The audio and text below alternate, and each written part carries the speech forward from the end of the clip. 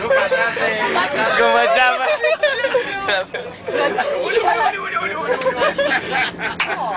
E singura pasăre prădătoare din țară. Dar nu mai n-a zis șorecar, mă. Uliu șorecar. Uliu.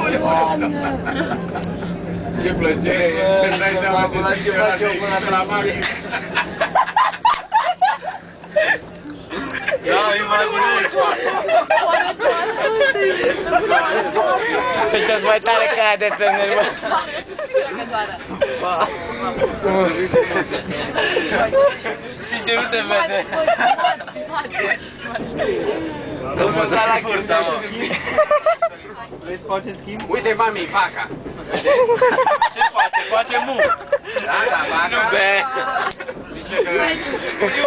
Zice că mama împlinește 50 de ani și tata, foarte romantic, foarte așa, trebuie să meargă la baie. o sacoșă, zice, mami, ce ăsta e cadoul tău, fă.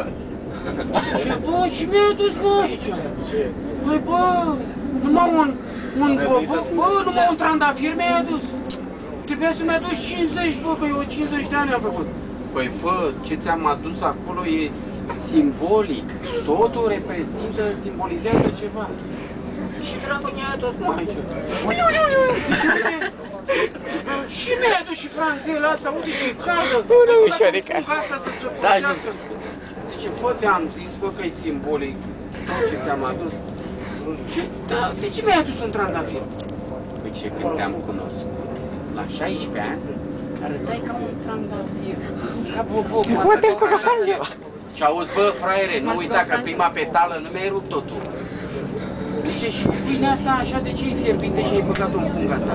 Ce, fă, la 30 de ani arătai ca o pâine caldă, zice. Și, bă, fraiere, nu uita că miezul mânca altcineva. Zice, și aici ce dracu e? Desface ea acolo, numai cutii, până la urmă una mică așa. Un elefant! Când acolo o vacă din turtă dulce, era așa. Și mă cu asta cu turta dulce, uite, parcă e o vacă. Așa arăți tu, fă, la 50 de ani. Și auzi, bă, fraiere, eu la 50 de ani, așa cum mă crezi tu, zice, te bagă în pista, mătii, și să-ți iei bagajele, uite așa, vacă, cum mă crezi tu, nu mă dau pe 2 tăurași de câte 25 de ani care vin în fiecare seară la mine, mă, fraiere. Și pleacă în pista, mă, de acasă la mă. Vezi? La 50 de ani. Asta a fost iar. Da.